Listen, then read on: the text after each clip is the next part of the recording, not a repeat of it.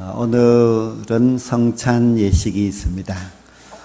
이 성찬식은 예수님께서 십자가에 달려 죽으시기 전날 밤에 제자들과 함께 행하신 일을 시작으로 지난 2000년 동안 교회가 계속 해오고 있습니다. 지금 우리가 거행하고 있는 성찬식과 그 옛날 초대교회의 성찬식은 좀 달랐습니다. 초대교회는 먼저 애찬식을 하고 그리고 성찬식을 하였습니다. 애찬식이라고 하는 것은 성도들이 음식을 함께 먹는 것입니다. 예수님께서도 6월절의 만찬을 제자들과 함께 드시고 나서 이제 떡과 포도주를 제자들에게 주시면서 성찬식을 그렇게 거행하셨습니다. 그래서 초대교회는 다 먼저 이제 사랑의 애찬을 하고 나서 이제 성찬식을 했습니다. 그런데 이 고린도 교회의 성찬식은 좀 문제가 있었습니다.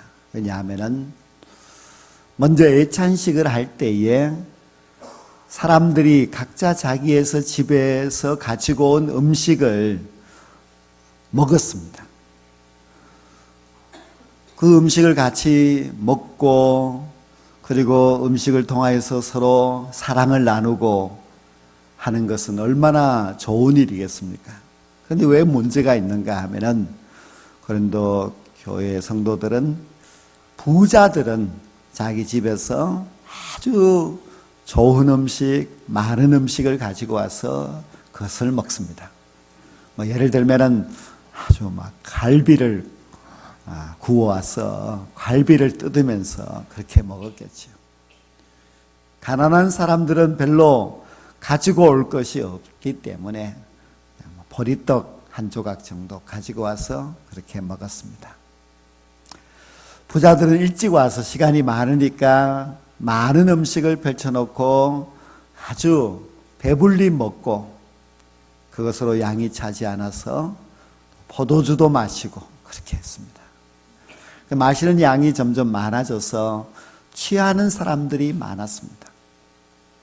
가난한 사람들은 일이 바빠서 늦게서야 도착해서 먹을 것은 별로 없는데 부자들이 애찬식에서 먹는 그 음식들을 바라보면서 굉장히 상대적 열등감과 박탈감을 느꼈습니다. 부자들은 아랑곳하지 아니하고 자기들이 먹는 그 음식으로 먹고 마시며 즐겼습니다. 과연 이것이 애찬이냐? 그렇게 먹고 취하여서 성찬식을 하면 그것이 주님께서 말씀하시는 거룩한 성찬식이냐 하는 것입니다. 바울 사도는 그것을 잘 알고 있어서 고린도 교회의 잘못된 그 문제를 아주 강하게 그렇게 비판을 하였습니다. 고린도 교회만 그렇지는 않은 것 같습니다.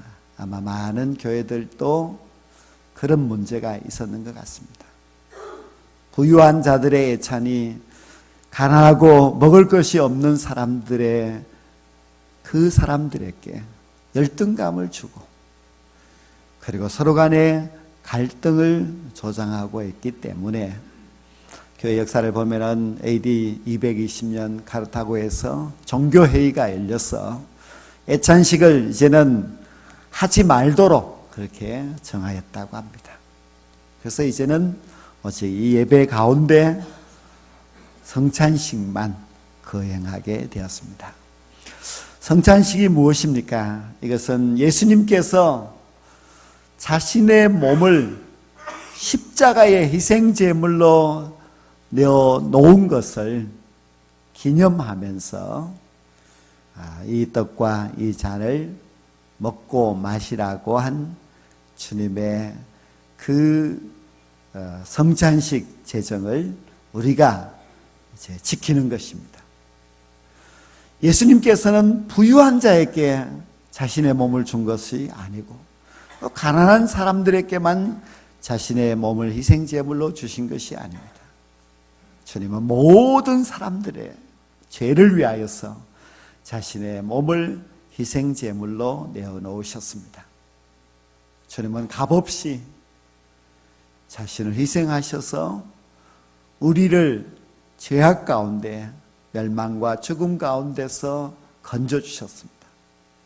주님은 이렇게 자신을 희생하셔서 자신의 모든 것을 희생의 제물로 내어놓으셨는데 그 피로 말미암아 구원받은 성도가 애찬식을 하면서 잘 먹는 사람, 못 먹는 사람의 차별이 있어서 교회 안에 갈등이 있다면 이것이 어떻게 주님이 기뻐하시는 성찬식이 될 수가 있겠습니까?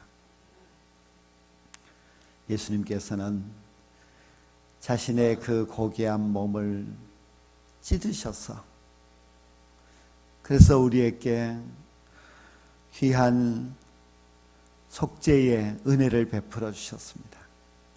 주님의 그 고귀한 몸이 찢어졌던 것을 우리가 기념하여서 이 떡을 먹습니다.